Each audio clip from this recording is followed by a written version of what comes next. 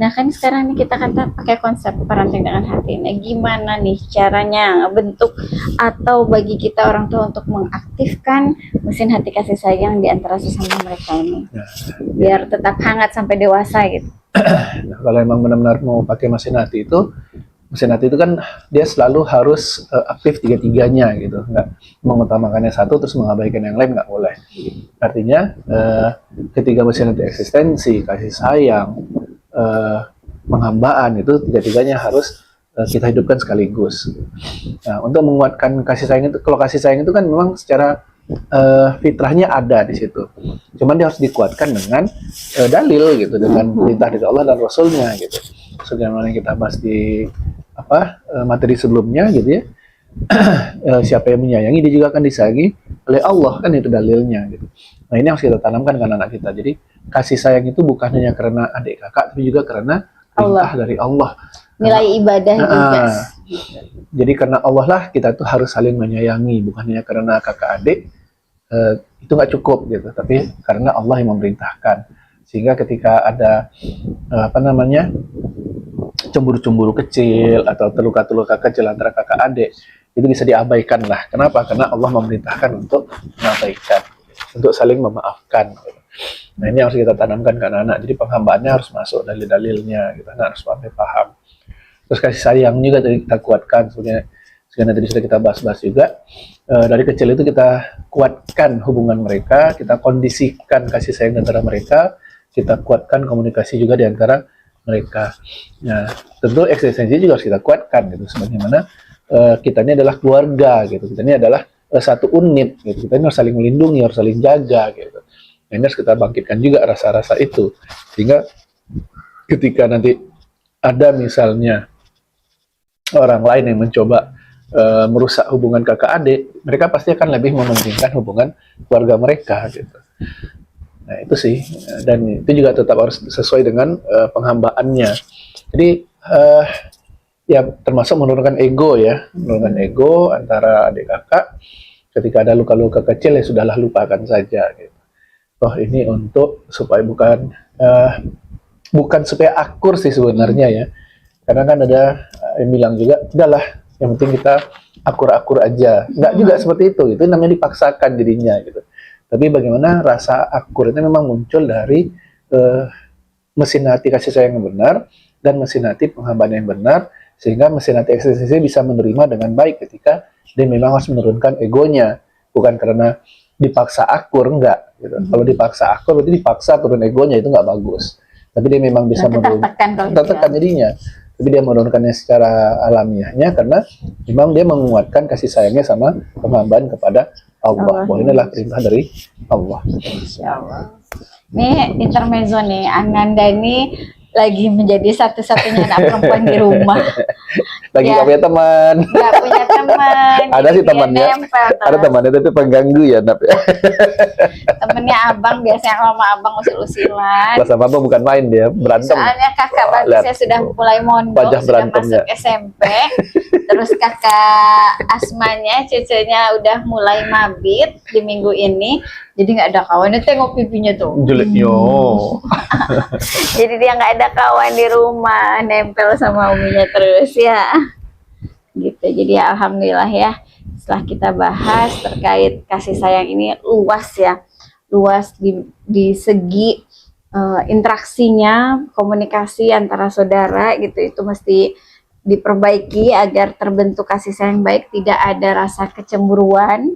Jadi kehidupan berkeluarga itu kakak adik itu sibling itu akur, terus dengan nilai ibadah gitu ya, sehingga nanti pada saat tua nanti, hari tua kita nanti, istilahnya kita kan inginnya hari tua tuh kita dapat perhatian anak-anak gitu ya, anak-anak tuh akur, saling membantu, kompak, gitu kan, gitu ya, membahagiakan orang tuanya gitu ya, insya Allah ya.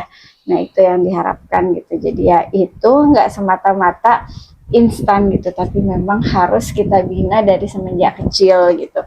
Terus gimana kalau misalnya udah besar nih, atau misalnya sudah terlewati sekian masa, tidak ada yang apa ya istilahnya, kita tetap harus berusaha ya, walaupun misalnya dimulai sedikit terlambat, tapi tidak memungkinkan untuk bisa berjalan dengan baik ya, asal kita tetap lakukan langkah-langkahnya, effortnya ke arah sana gitu, ke arah dimana nanti kita berharap kakak beradik ini akan timbul rasa sayang. Kadang perlu juga nih kayak kalau Umi nih seringkali kalau misalnya apa ya, hari ulang tahun misalnya, hari ulang tahun tuh bukan hari yang keramat gitu, hanya saja hari yang ya diakui bahwa dia lahir di hari itu gitu.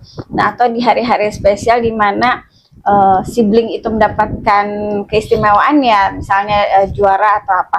Nah, kita mencoba membangkitkan rasa sayang di antara sibling itu, di antara saudara itu dengan memberikan hadiah gitu. Walaupun hadiah itu sekedar pelukan gitu ya, atau cuma sekedar membuatkan minuman manis gitu, minuman hangat atau minuman dingin gitu ya, atau cuma sekedar berkata selamat gitu.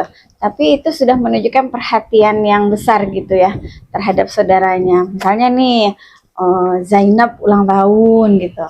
Nah, Zainab ulang tahun, kakak-kakaknya Nyiapin kado.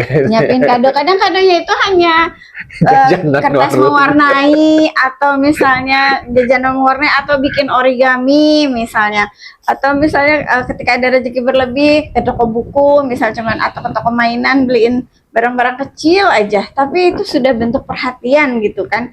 Nah, tentu adiknya yang merasakan itu, dia akan, wah aku disayang ya di keluargaku gitu, kakakku, cece gitu kan, teteh, abang, aa, semua sayang aku, Umi Api juga gitu. Jadi dia akan memberikan feedback ya, memberikan balasan gitu, betapa dia menyayangi setiap anggota keluarga di rumah itu gitu. Nah, begitu juga kalau misalnya kakaknya misalnya dibagi rapot kayak gitu kan, atau dia dapat penghargaan tahfiz gitu, kita juga sama gitu, orang-orang sekitarnya itu mengapresiasi atas keberhasilannya. Oke lah, misalnya rapotnya nilainya mumtazah gitu secara proses, tapi misalnya hasil akhir belum mumtazah gitu, tapi kita apresiasi gitu, kakak luar biasa, kakak dapat mumtazah gitu kan, walaupun endingnya belum mumtazah nggak apa-apa, tapi dia sudah berusaha di dalam proses tahapan-tahapan itu kan tidak mudah gitu ya. Untuk dapat nilai mumtazah itu sebetulnya kan butuh usaha yang lebih dari biasanya gitu. Dan kalau mereka bisa dapat predikat itu, walaupun istilahnya bukan segala-galanya, tapi berarti tahapan ke sana, step by stepnya gitu, langkah-langkah yang mereka lakukan itu sudah menjadikan suatu prestasi gitu. Walaupun ya itulah di akhir belum dapat juara 1, misal belum dapat juara 2, belum dapat juara 3 misalnya kan, tapi effort mereka untuk melakukan kesehariannya dengan berusaha menjadi yang terbaik itu sudah luar biasa gitu. Jadi ada juga saling apresiasi ya antara mereka jadinya, Ya, gitu ya. Saling apresiasi, saling memberi kejutan gitu ya. Jadi apa istilahnya itu, core memory antara mereka tuh banyak gitu ya, ingatan-ingatan yang membekas di antara mereka tuh banyak. Jadi itu akan lebih memperkuat hubungan antara kakak adik. Ada yang satu sakit, yang satu siap nyiapin kompresnya, yang satu nyiapin air minumnya, yang satu nyiapin makanannya gitu kan, yang satu kadang bawain buku cerita dibacain gitu kan. Itu kan udah luar biasa ya. Oh, perhatian anak-anak nih terhadap saudaranya tuh mendalam gitu. Jadi ada istilahnya kenangan tersendiri gitu. Begitu dia merasa menjadi orang yang disayang di keluarga gitu. Masya Allah. Oke, ada lagi yang mau dibahas? Insya Allah udah dulu. Ya, mungkin itu ya. Jadi intinya memang kedekatan antara adik kakaknya harus dibangun sedini mungkin, bahkan semenjak dari belum lahir itu sudah dipersiapkan gitu ya.